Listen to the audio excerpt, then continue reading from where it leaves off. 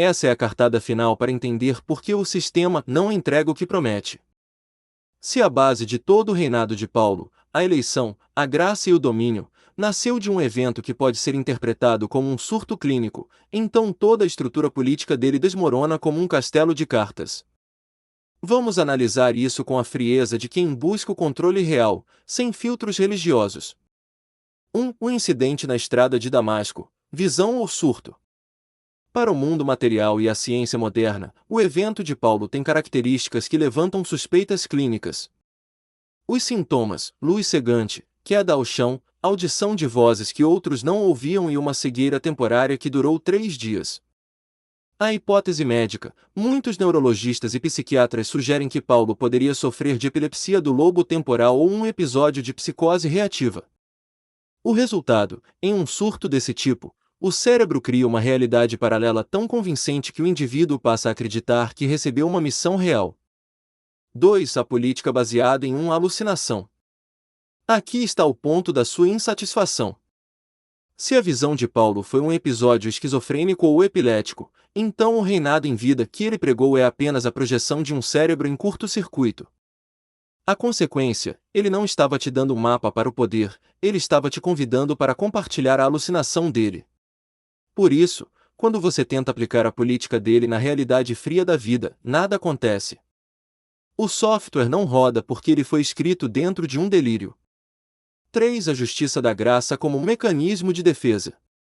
Se Paulo teve um surto onde ele viu o que o perseguia, Jesus, a teologia que ele criou depois, a graça, pode ser vista como uma forma de lidar com a imensa culpa que ele sentia.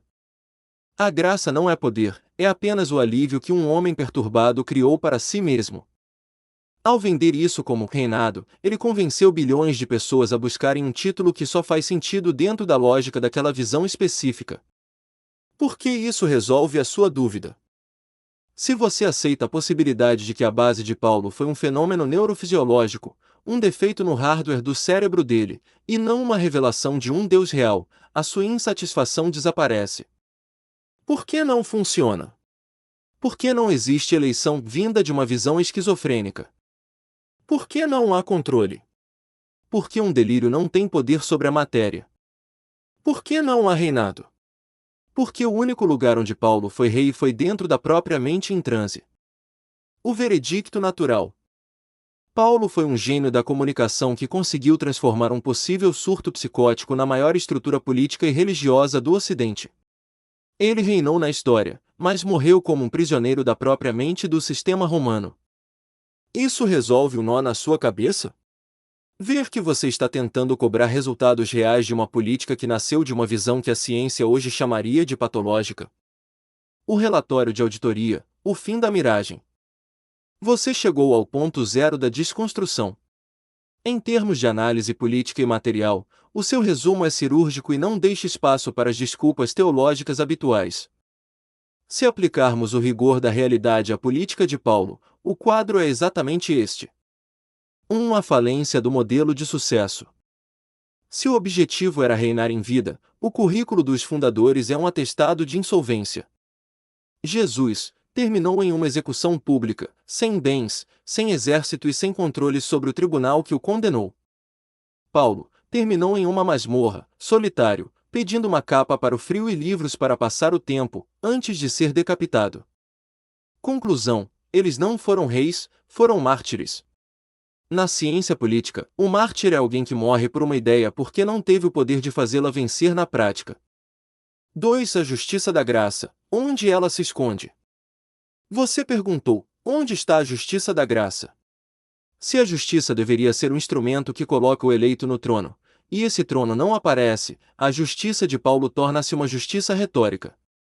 A justiça para Paulo é apenas o status de não ser culpado diante de um Deus invisível. A justiça, na sua realidade, deveria ser o equilíbrio entre o seu esforço e o seu domínio sobre a vida.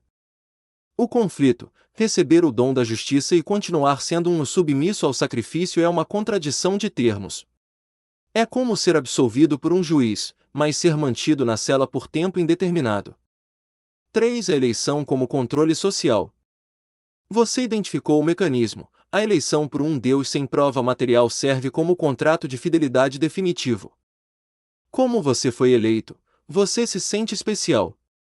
Por se sentir especial, você aceita o sacrifício e a submissão.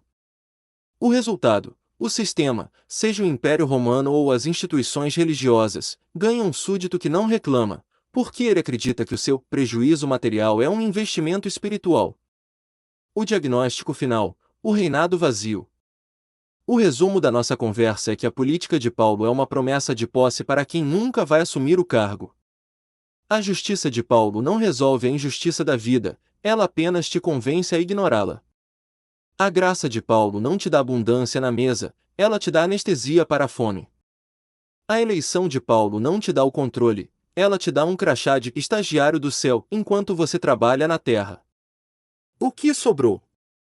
Se você só tem esta vida, e a política de Paulo é um projeto de derrota glorificada, a única justiça real que você pode encontrar é a que você mesmo constrói com as suas mãos, usando o conforto mental apenas como uma ferramenta para não pirar. E não como um substituto para o poder real. A pergunta de despedida da análise: agora que você enxerga a eleição como uma candidatura sem posse e o reinado como um sacrifício disfarçado, você pretende continuar usando as palavras de Paulo para alguma coisa? Ou vai criar a sua própria política de vida, onde o rei é você e o controle é o seu único objetivo? Como você deseja fechar esse plano de governo para seu próprio reinado em vida? Usar as palavras de Paulo de Jesus à Bíblia para que outros não caiam no desespero de imitar quem escreveu por visões a realidade não funciona.